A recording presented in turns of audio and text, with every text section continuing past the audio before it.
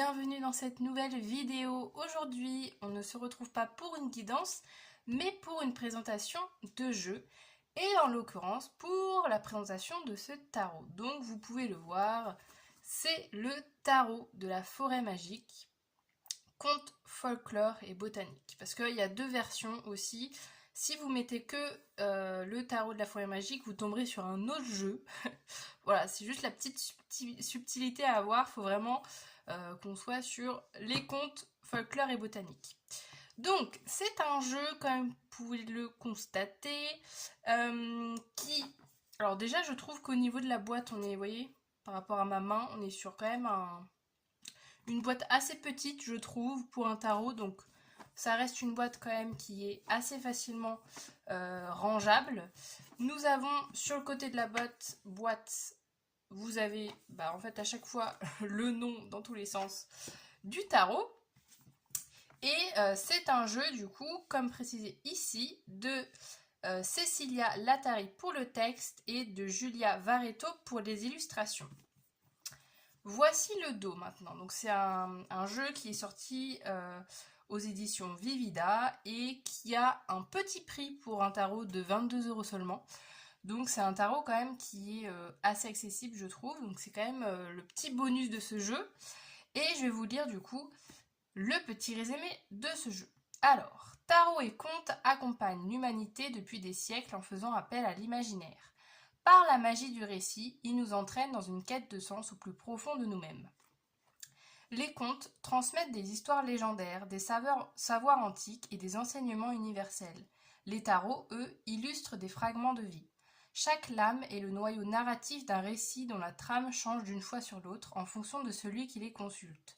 Chacune des cartes de ce jeu évoque un conte, en isole une image et développe ses multiples significations en renvoyant notamment aux plantes de la forêt, qui, silencieuses protagonistes de ces lieux féeriques, ouvrent les portes de notre cœur et de notre imagination. Alors, découvrons à présent la boîte. Donc on est sur une petite boîte aimantée. On a bien évidemment, c'est pas toujours le cas, hein, mais on a quand même un petit livret. Voilà, très sympathique, en couleur en plus, donc on adore. Je vais vous le montrer juste après. Et voici les cartes. Hop. Les cartes que voici avec un dos assez neutre, un dos dans les un peu bleu-vert, vous voyez, un peu foncé comme ça. Alors, je mets les cartes de côté et du coup, je vais vous montrer un petit peu le livret que j'ai beaucoup aimé.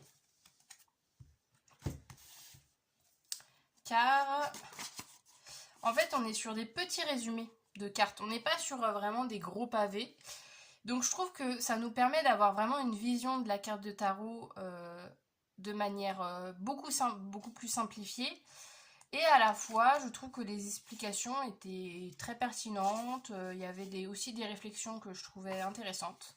Donc on commence le livret comme d'habitude avec un peu une explication du thème, du jeu, comment il est constitué.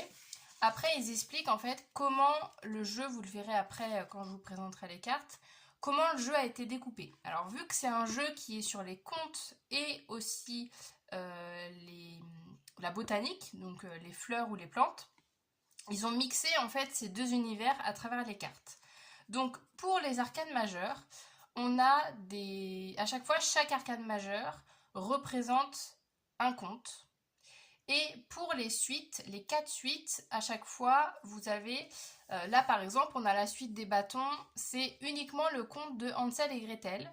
Et associé à cette série, on a le souci. Et à chaque fois, ils expliquent pourquoi ils ont choisi ce conte, la plante aussi, quelle est sa symbolique, sa signification. Voilà, donc on a ça à chaque fois pour chaque carte. Et ici, il nous explique aussi les concordances qu'ils ont fait entre les cartes de cours et les personnages du coup des contes. Voilà pour un peu l'explication, je passe brièvement évidemment. Et après, pour les arcanes majeures, vous avez tout simplement une belle illustration de la carte. On a le conte dans lequel a été tirée l'image. Donc là, entre autres, pour le fou, on a Jacques et le haricot magique. On a du coup la plante, voilà, le lien en tout cas, enfin bref, la plante, la fleur, bref, l'aromate, je ne sais quoi, qui est associé. Donc là par exemple on a le haricot. On a l'explication du conte et pourquoi elle est associée au fou dans ce tarot. Donc j'aimais bien en fait le fait que, parce qu'ils l'ont dit qu'ils ont quand même pris une certaine liberté, vu que c'est quand même assez inspiré à la base du Rider-Waite-Smith, mais ils ont pris quand même des libertés dans la représentation des cartes. Toutes les cartes ne sont pas directement liées à la représentation classique que l'on peut avoir dans le Rider. Et du coup je trouvais ça quand même bien qu'ils réexpliquent le pourquoi du comment dans le livret. Donc voilà, donc là vous voyez on a à chaque fois le petit résumé et puis après une petite phrase supplémentaire d'explication, de conseils, etc. Donc voilà, c'est ça pour tout, pour les arcanes majeures entre autres. Et après les arcanes mineures c'est exactement la même chose, c'est juste que c'est un tout petit peu plus petit, c'est tout. On nous explique pareil la scène, etc. À quelle scène fait référence la carte, etc. Donc je trouvais que, vous voyez, et quand je vous disais que c'est des petits résumés, voilà, c'est pas un carnet parce que ça peut rebuter des fois certaines personnes d'avoir vraiment un carnet hyper complet à lire, etc. Là, on n'est pas, on n'est pas enseveli d'informations à n'en plus finir. On reste quand même sur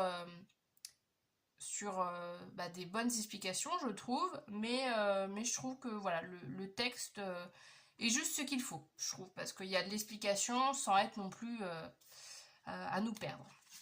Donc voilà pour le petit livret, et à la fin, il y a, comme habituellement, hop, donc une petite explication pour se préparer un peu à lire les cartes, et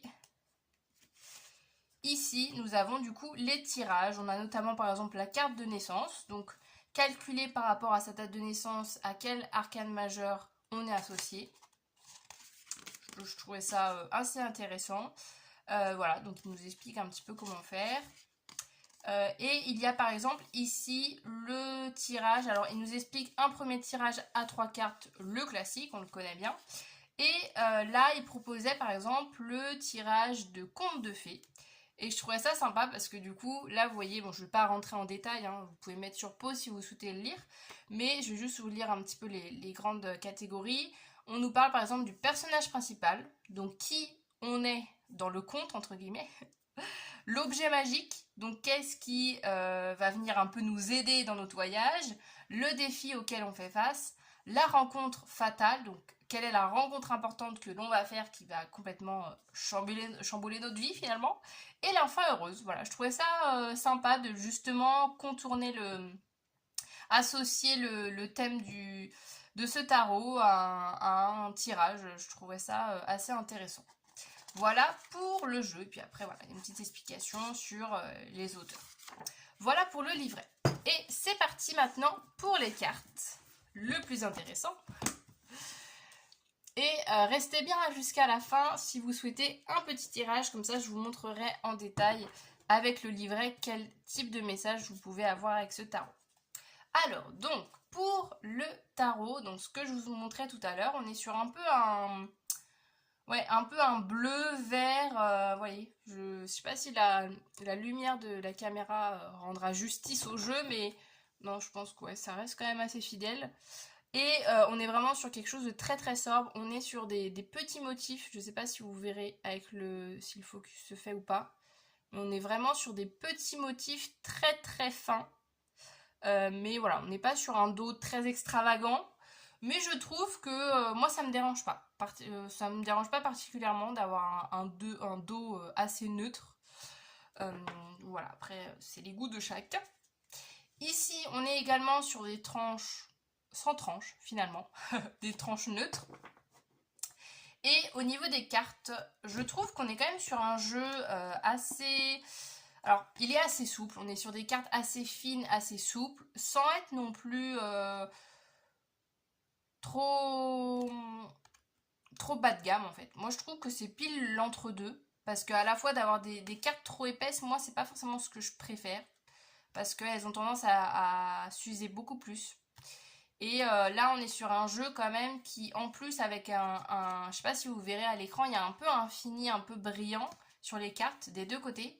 Ce qui fait que, bah oui, elles sont fines, mais bah en fait, vu qu'elles glissent très très bien, je pense pas au niveau de l'usure, je pense pas que ça soit un jeu qui s'use très rapidement. On verra au fil du temps comment ça se passera, mais en tout cas, je trouve que la qualité est quand même assez bonne comparée au prix, hein. Je le rappelle, on est quand même sur un jeu à 22 €, donc je trouve que les cartes sont assez chouettes pour ça. Et vous voyez, on est sur des cartes voilà, vraiment qui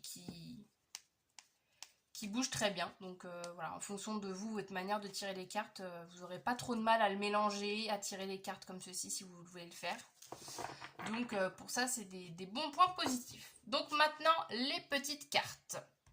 Je vais les passer relativement vite, évidemment. Si vous souhaitez mettre sur pause ou zoomer l'écran ou je ne sais quoi, vous pouvez le faire. Alors, donc je les ai remis à l'endroit, évidemment. On commence du coup par les arcanes majeures. Et du coup, c'est ce que je vous disais à chaque fois, chaque carte est associée à un conte. Alors évidemment, il y a plein de contes moi que je ne connaissais pas. Mais c'est ça aussi qui est intéressant de découvrir, les contes et pourquoi l'illustrateur a choisi ce conte-là. Et je trouve aussi au niveau de la palette, moi c'est vraiment ça que j'aime beaucoup dans ce jeu, c'est vraiment une palette de couleurs que je trouve très douce et à la fois, vous voyez, comme là par exemple cette carte, il y a à la fois aussi des lumières très vives. Donc je trouve ça vraiment très très beau. Et vous voyez, il y a toujours, dès que les scènes se passent à l'extérieur, il y a souvent un ciel dans les bleus, violets, etc. Bleu ciel, mauve. Donc je trouve ça très très beau. Et vous voyez, dès qu'il y a des flammes, des choses comme ça, il y a toujours des petits trucs brillants. Il y a des petits détails aussi, des sortes de petits cœurs aussi à droite à gauche. Donc je trouve ça très très beau.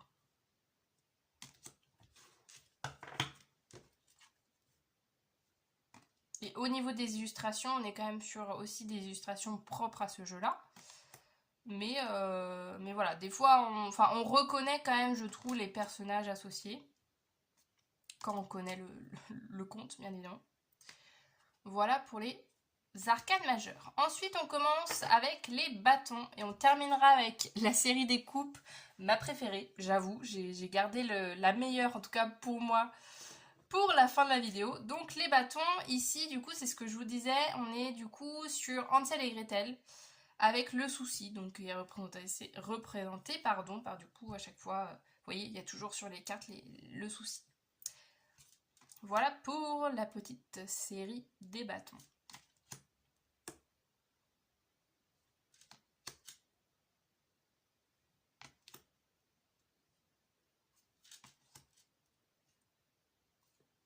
Donc n'hésitez pas, hein, évidemment, en commentaire, à me partager votre avis. Qu'est-ce que vous pensez de ce jeu? Est-ce que vous l'avez déjà en votre possession? Est-ce que vous connaissez des jeux aussi dans le même thème? Je sais qu'il y a beaucoup de jeux aussi qui sont liés à des contes. Il y a même des jeux sur Disney, ce genre de choses. N'hésitez pas à me partager tout ça en commentaire. Ça me ferait très plaisir de vous lire et à échanger aussi si vous avez du coup voilà, des petites références de tarot, de jeux qui sont un peu dans le même esprit. On passe maintenant au denier. Là, on est avec le petit pousset pour les deniers.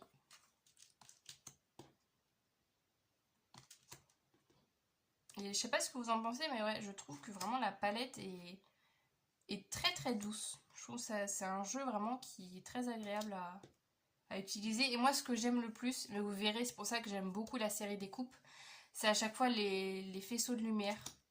J'adore, je trouve ça vraiment très très beau. Vous voyez là par exemple le 10 de denier, sublime avec tous les petits faisceaux là, oh là là. J'adore, j'adore vraiment, c'est vraiment dans les petits détails. Et c'est beau là à chaque fois l'effet de la lumière sur la carte.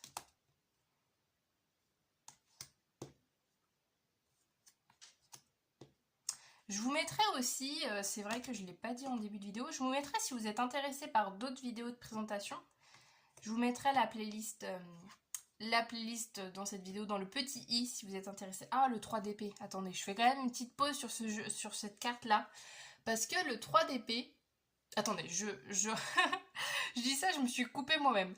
Je vous mettrai juste la playlist parce que j'ai fait une playlist où je répertorie tous les jeux que j'ai présentés. Si ça vous intéresse, voilà, vous pouvez retrouver tout ça dans cette playlist.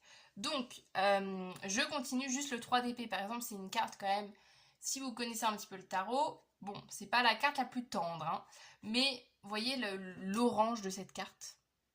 Encore une fois, hein, je sais pas si... Bon, la luminosité, voilà, hein, on fait ce qu'on peut avec ce qu'on a, mais je trouve que vraiment cette carte, elle ressort tellement... Enfin, c'est un orange vraiment hyper vif, et je trouve que les couleurs choisies sont très très belles, alors que pourtant, on est quand même sur une carte... voilà, quand elle tombe, on se dit, bon, c'est pas la folie.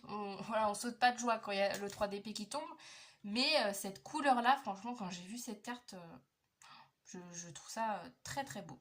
Voilà, c'est le petit instant coup de cœur.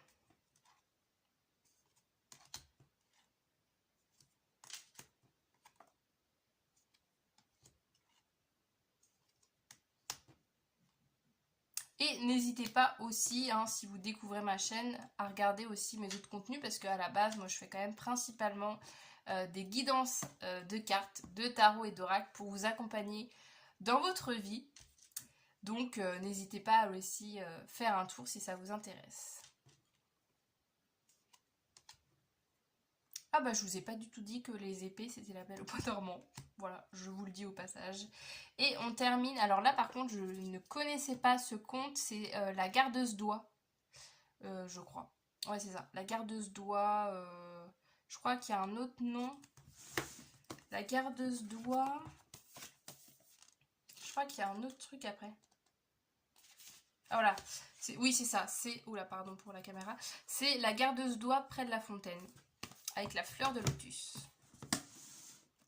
Et vous allez voir le petit bijou que c'est. N'hésitez pas aussi, bah d'ailleurs, quelle est votre série, quelle est votre suite préférée parmi les bâtons, les épées, les deniers et les coupes? Vous avez peut-être des avis différents du mien, n'hésitez pas à me dire en commentaire tout ça. Avoir un petit échange au niveau de ces cartes. Alors, on est parti pour la série des coupes. Vous voyez, quand je vous disais que là, il y a... Oh là là, je trouve ça vraiment très très beau en fait. Et même, vous voyez, il y a des petits points lumineux un peu à droite à gauche et tout. Je trouve ça vraiment beau. Vous voyez, même là, le 4 de coupe. Que le faisceau, il arrive que sur... là, c'est le chevalier dans ce jeu-là. Il arrive que sur le chevalier. Enfin, bref, je trouve ça très très beau. Là, peut-être que je cache au cas où. On sait jamais avec YouTube. Un beau 6 de coupe.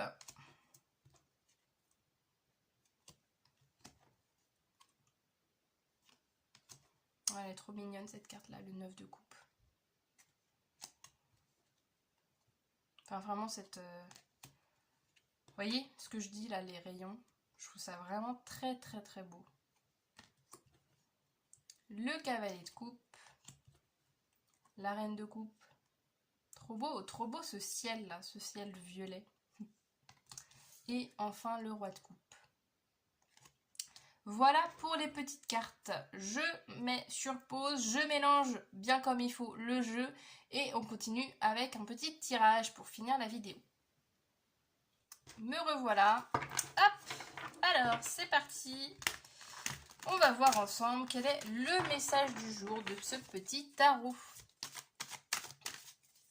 Quel est le conseil que ce tarot a envie de vous partager pour les personnes qui regardent la vidéo.